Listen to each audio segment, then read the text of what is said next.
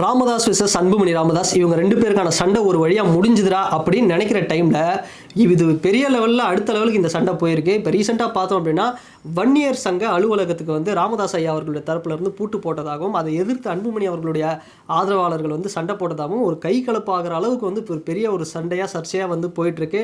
நிறைய பேர் சொல்லிட்டு இருந்தாங்க, அப்பாவும் பையனை வந்து எலெக்ஷனுக்காக ட்ராமா பண்ணிட்டு இருக்காங்க, சும்மா எலெக்ஷன் டைமில் ஒன்று சேர்ந்துருவாங்க, சீட்டுக்காக இப்படி பண்ணிட்டு இருக்காங்கப்பா அப்படின்லாம் வந்து சொன்னாங்க. ஆனால் இந்த சண்டை அப்படிங்கிறது உண்மையாகவே போயிட்டு இருக்குங்க. ஏன்னா நிறைய குற்றச்சாட்டுகள் இவரும் வச்சார். ராமதாஸ் ஐயா சொன்னார், என்னை வந்து அன்புமணி வந்து அடித்தார், அவங்க அம்மாவை வந்து அடித்தார், என்னை தாக்குனார், நான் என்னென்ன பேசுகிறேன்னு ஒட்டு கேட்க லண்டன்லேருந்து கருவி வாங்கிட்டு வந்து அதை வந்து ஒட்டு கேட்டார், இது மாதிரியான சீப்பான வேலைலாம் பண்ணார், ஒரு அப்பாக்கிட்டே இப்படிலாம் பண்ணலாமாங்க அப்படின்னு இவர் சொல்ல, அவர் வந்து என்னென்னா அன்புமணி அவர்கள் நான் வந்து பிஜேபியோட அலையன்ஸில் தான் பாட்டாளி மக்கள் கட்சியை கொண்டு போகணும்னு நினைக்கிறேன், ஆனால் இவர் திமுக கூட போகணும்னு நினைக்கிறாரு, அதனால் எனக்கு பிடிக்கல அப்படின்னு ரெண்டு பேரும் ஒரு விதமாக வந்து பேசிகிட்டு இருக்காங்க, ஒரு குற்றச்சாட்டை சொல்லிட்டு இருக்காங்க. ஆனால் இதுக்கும் அடுத்தபடியாக ஒருபடியாக போய் ஒரு எண்டு வைக்கணும் அப்படிங்கிறதுக்காக, ஏன்பா அன்புமணி நீ வேணால் வந்து போயிடுப்பா, நான் வந்து நீ தனி கட்சி ஸ்டார்ட் பண்ணிக்க, என்னை விட்டு போயிடு, இனி வந்து பாட்டாளி மக்கள் கட்சியில் அன்புமணி தலைவர் இல்லை, அன்புமணி நீக்கம் அப்படின்னு சொல்ல, அன்புமணி அவர்களுடைய ஆதரவாளர்கள் என்ன பண்ணிட்டாங்க அப்படின்னா, அது எப்படிங்க பெரியவர் சொல்லிட்டாருன்னா எல்லாம் இதுவாகிடுமா, சின்னவர் தாங்க எங்களுக்கு எல்லாமே, அவர் தான் வந்து தலைவராக இருப்பார் அப்படின்னு அவருடைய ஆதரவாளர்கள் ஒரு பக்கம்.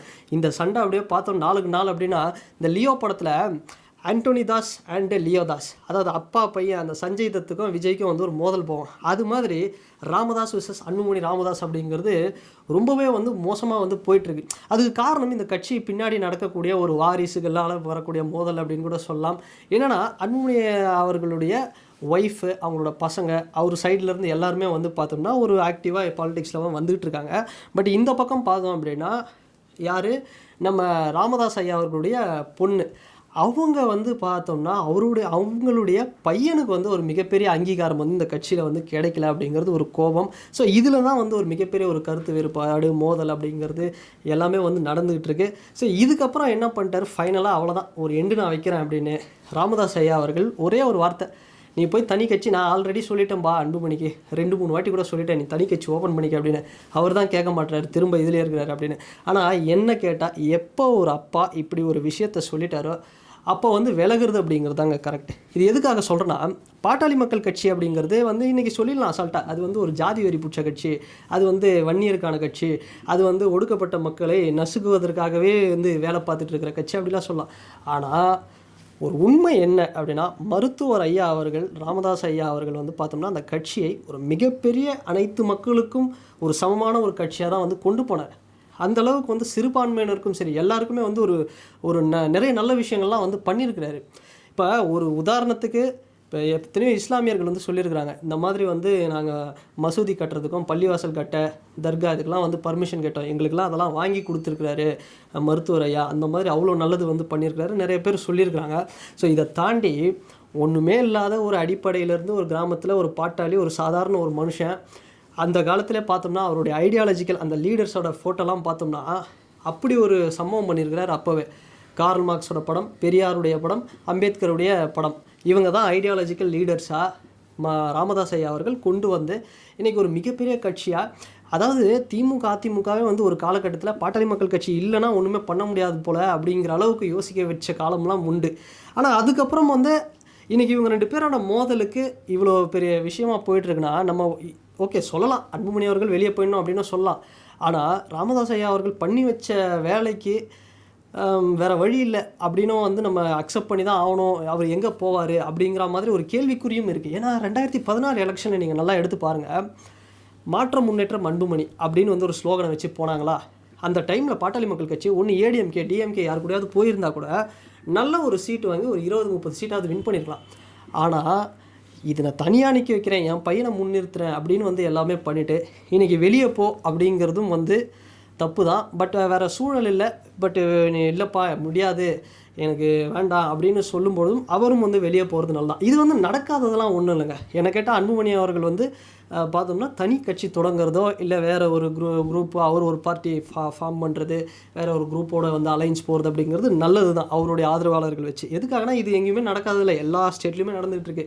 நீங்கள் வந்து மத்திய பிரதேஷ், ராஜஸ்தான் எங்கே எடுத்தாலுமே இது மாதிரி ஒரு ஃபேமிலி, அதுக்குள்ளே இது மாதிரி ஒரு பல பிரச்சனைகள், சண்டைகள், வாரிசு மோதல்கள், ஏன் அதுக்குள்ளேயே வாரிசுக்குள்ளே ஒருத்தர் பல வருஷமாக பேசாமலாம் இருந்திருக்காங்க. மகாராஷ்டிராவில் கூட பார்த்தோம் அப்படின்னா சிவசேனா அவர்களுடைய இந்த பால் தாக்கரே ஃபேமிலியிலே வந்து பல குழுக்கள் வந்து பேசாமலாம் இருந்தாங்க. இப்போ ஓரளவுக்கு ஒன்று சேர்ந்துட்டாங்கன்னு வச்சுக்கோங்க. பட் இந்த மாதிரி நிறைய இடங்கள்ல இருக்குது. இப்போ ஒரு கரெக்டான ஒரு எக்ஸாம்பிள் நம்ம எடுத்துக்கிட்டோம் அப்படின்னா, நம்ம பவன் கல்யாண் எடுத்துக்கோங்க. ஆந்திராவில் டெப்டி சிஎம்மாக இருக்கிறார். ஜனசேனா கட்சியுடைய தலைவர், மிகப்பெரிய ஒரு நடிகர், மாஸ் நடிகர், பெரிய ஒரு ஃபாலோவர்ஸ் வச்சுருக்கிறாரு. அவர் வந்து பார்த்தோம்னா அவங்க அண்ணன் சிரஞ்சீவி கூட வந்து இந்த பிரஜராஜ்யம் கட்சியில் வந்து ட்ராவல் பண்ணுறாரு. அதுக்கு முன்னாடி என்ஜிஓ கூடலாம் ஒர்க் பண்ணுறாரு. ட்ராவல் பண்ணும்பொழுது சில ஒரு மனசு கசப்பு, ஆனால் நீங்கள் காங்கிரஸ் கூட போகாதீங்கண்ணே அப்படின்னு சொல்லும்போது அவர் வாலண்டரியாக காங்கிரஸ் கூட போயிட்டு அவரோட கட்சி அதுக்கப்புறம் வந்து வேனிஷ் ஆகிடுச்சின்னு வச்சுக்கோங்க. பட் அதுக்கப்புறம் என்ன பண்ணுறாரு பவன் கல்யாண், தனியாக ஒரு கட்சி ஸ்டார்ட் பண்ணுறாரு ஜனசேனா. சந்திரபாபு அவர்களுக்கு வந்து வாய்ஸ் கொடுக்குறாரு. அந்த டைமில் பிஜேபி கூட வாய்ஸ் கொடுக்குறாரு. ஒரு பெரிய லெவலில் வின் பண்ணுறாங்க. அப்புறம் இவர் தனித்து நிற்கும்போது ஒரு பெரிய அளவில் வரலனாலும் திரும்ப வந்து இவரோட வாய்ஸ் அப்படிங்கிறது தேவைப்படுது. இன்றைக்கி வந்து டெப்டி சிஎம்மாக ஆகிட்டார். அப்போது தன்னோட அண்ணனை எதிர்த்து வெளியே வந்த பவன் கல்யாண் தான் யார் அப்படிங்கிறத ப்ரூவ் பண்ணார். ஒரு நடிகர், எந்த ஒரு பின்புலமும் இல்லை, அரசியல் அனுபவம்லாம் பெருசாக இல்லை, பட் ப்ரூவ் பண்ணி காமிச்சார். ஸோ அந்த மாதிரி அன்புமணி அவர்கள், ஏன்னா இப்போது நமக்கு இப்போ ஒரு தாத்தா சொத்தோ அப்பா சொத்தோ எல்லாமே இருக்குன்னா ஓகே நம்ம ரிலாக்ஸ்டாக இருக்கலாம் அப்படின்னு வச்சுக்கோங்களேன். பட் ஒரு கட்டத்தில் ஒரு கிளாஷில் வரும்போது ஒரு அப்பாவோ ஏதோ ஒன்று சொல்லிட்டாங்க, இல்லைப்பா இனிமேல் உனக்குன்னு ஒரு திறமை இருக்குல்ல, படிச்சிருக்குல்ல, நீ உழைச்சி இது பண்ணு அப்படின்னு சொல்லும்பொழுது நம்ம அப்படி பண்ணுறது அப்படிங்கிறது ஒரு நல்லாயிருக்கும் அப்படின்னு நினைக்கிறேன். ஸோ அதுதான் அன்புமணி அவர்கள் வந்து பார்த்தோம்னா அவர் வந்து ஒரு தனியாக ஒரு பார்ட்டியோ இல்லை இப்போ பவன் கல்யாண் அவர்கள் பண்ண மாதிரியோ இது மாதிரி ஒரு சில விஷயங்கள் பண்ணார் அப்படின்னா அது வந்து ரொம்பவே அது நல்லா இருக்கும். ஸோ அப்போ தான் அவருக்கு தெரியும் அவரோட வெயிட் என்ன, அவரோட ஆதரவாளர்கள் என்ன, அவர் சார்பில் இருக்கிற பிரச்சனை, அவர் மேலே இருக்கிற பிரச்சனையா, இல்லை அவங்க அப்பா மேலே தான் பிரச்சனையா, இல்லை இந்த கட்சிக்கு என்ன தேவையில்லை, இல்லை என்ன பண்ணலாம் அப்படிங்கிறத இப்படி ஒரு டெசிஷன் எடுத்தால் தான் வந்து நம்ம பண்ண முடியும். அதுதாங்க நான் திரும்ப சொல்கிறேன், இது எல்லா ஸ்டேட்டில் நடக்கிற விஷயந்தான். இப்போ ஆந்திராவில் எடுத்துக்கிட்டிங்கன்னா நம்ம ஒய்எஸ்ஆர் இருக்கிறாரு, ஒய்எஸ் ராஜசேகர ரெட்டி இருக்கிறாரு, அவரோட பையன் ஜெகன்மோகன் ரெட்டி. அவருக்கு பிறகு ஜெகன்மோகன் ரெட்டி வந்து ஒரு மிகப்பெரிய ஒரு பொசிஷனில் இருக்கிறாரு. அவருக்கு வந்து ஷர்மிளான்னு ஒருத்தங்க இருக்காங்க, அக்கா. அப்போ ஷர்மிளா அவர்களுக்கும் பார்த்தோம்னா ஜெகன்மோகன் அவர்களுக்கும் பார்த்தோம்னா 2 பேருக்கும் வாரிசுக்கும் மிகப்பெரிய மோதல் நடக்குது. இப்போ அந்த சண்டையில் பார்த்தோம்னா ஒரு மிகப்பெரிய ஒரு சண்டை. ஷர்மிளா அக்கா வந்து வெளியே வந்துட்டாங்க. ஒய்எஸ் ஷர்மிளா அக்கா அப்படிங்கிறது அங்கே ரொம்ப ஃபேமஸ். அவங்க வெளியே வந்துட்டாங்க. இன்றைக்கி வந்து அவர் ஜெகன்மோகன் அவர்களையும் வந்து எதிர்த்து வந்து சண்டை போட்டுட்ருக்காங்க. ஸோ அதனால் தன்னுடைய வெயிட்டை காட்டணும் அப்படின்னா, சரிப்பா அப்பா பண்ணுறது தப்பாகவே இருக்கட்டும், ஓகேவா, தன்னோட வெயிட்டை காட்டணும்னா நீங்கள் என்ன பண்ணீங்க, நீங்கள் என்ன பண்ண போகிறீங்க அப்படிங்கிற ஒரு கேள்விக்குறி அப்படிங்கிறது சேலஞ்ச் இருக்குது. ஏன்னா ஒரு நல்ல ஒரு விஷயம் தான் எடுத்துகிட்டு இன்றைக்கி பாருங்கள், எல்லா கட்சியிலையுமே பார்த்தோம்னா அவங்களுக்கு அடுத்தபடியாக வாரிசை வந்து 1000 பிரச்சனை இருந்தாலும் அதை எப்படி நம்ம தூக்கிட்டு போய் மேலே வைக்கலாம். அந்த வாரிசு போட்ட குட்டி, அது அந்த ஒரு குட்டி எல்லாம் வந்து பார்த்தோம் அப்படின்னா இன்றைக்கி வேறு லெவலில் எடுத்துகிட்டு போய் உச்சத்தில் வச்சிடலாமா அப்படி தான் யோசிக்கிறாங்க. ஒரு ஃபேமிலியாக இது எல்லாத்துலையும் நேச்சர் தான், இது வந்து தப்பு கிடையாது. அதுக்கு முன்னாடி இருக்கிறவங்க உழைச்சாங்க, இன்றைக்கி போய் உக்காடுறாங்க ஒரு அரியணையில், இது தப்பு கிடையாது. ஆனால் இப்படி இருக்கக்கூடிய சூழலில் ராமதாஸ் ஐயா அவர்கள் தன்னுடைய பையன் மவனை நம்ம சிஎம் கேண்டிடேட்டாக நிப்பாட்டின பையன், செல்ல பையன் அப்படின்னா இருந்தாலும் கூட ஏதோ ஒரு கருத்து முரண் அப்படின்னு வரும்போது நீ தனியாக போயிடுப்பா அப்படின்னு வந்து ஒரு ஸ்டாண்ட் எடுத்தது அப்படிங்கிறது உண்மையாக வந்து ஒரு ஹேட்ஸ் ஆஃப். அதுதான் அவர் இன்றைக்கி வரைக்கும் ஒரு மிகப்பெரிய ஒரு மூத்த தலைவர்கள். கலைஞர் கருணாநிதி ஐயா அவர்களுக்கு அடுத்தபடியாக அவர் இன்றைக்கி மறைஞ்சிட்டார். அடுத்தபடியாக அவரோட இருக்கக்கூடிய ஒரு மிகப்பெரிய தலைவர்கள் லிஸ்ட்டில் நம்ம மருத்துவர் ஐயா வந்து சொல்லலாம். ஸோ அப்படிப்பட்ட ஒரு எனர்ஜெட்டிக் லீடர் தான் அவர்.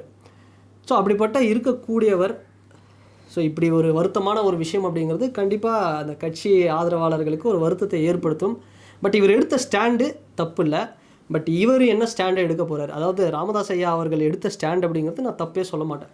அன்புமணி அவர்கள் வந்து அன்புமணி சார் அவர் எடுத்த வந்து ஸ்டாண்ட் அப்படிங்கிறது என்ன அப்படிங்கிறது, அவர் இப்படியே நீடிக்கிறதும் சரி, இல்லை தனியாக ஓப்பன் பண்ணுறதும் சரி, அது தனியாக ஓப்பன் பண்ணி அவரோட வெயிட்டை காமிச்சார்னா அது இன்னும் நல்லாயிருக்கும். ஸோ எது எப்படியோ நம்ம பார்க்கலாம். ஸோ என்ன இல்லை 2 அணியாக பிரிஞ்சு ஒருத்தர் டிஎம்கே கூடயும் இன்னொருத்தர் பிஜேபி கூடயும் போய் கண்டெஸ்ட் பண்ணுவாங்களா, போக போக ரொம்ப இதுவாக தான் இருக்குது.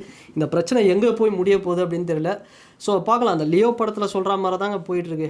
Anthony Das versus Leo Das அப்படிங்கிற மாதிரி தான் சண்டை போயிட்டுருக்கு. ராமதாஸ் வெர்சஸ் அன்புமணி ராமதாஸ் அப்படின்னு.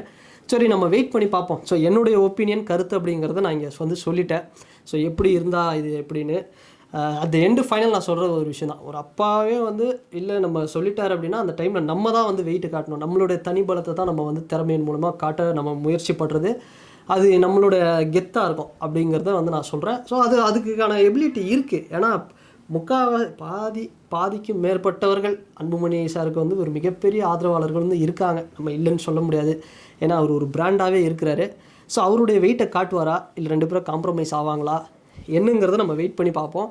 அண்ட் இந்த வீடியோ பற்றின உங்களுடைய கருத்துக்கள் என்ன அப்படிங்கிறது இந்த கமெண்ட் செக்ஷனில் மறக்காமல் பதிவிடுங்க. அண்ட் இது வரைக்கும் நம்ம சேனலை யாராவது சப்ஸ்கிரைப் பண்ணலன்னா மறக்காமல் சப்ஸ்கிரைப் பண்ணிக்கோங்க. அண்ட் வேறு ஒரு வீடியோவில் வேறு ஒரு கான்டென்ட்டில் நான் உங்களை பார்க்குறேன். பாய்.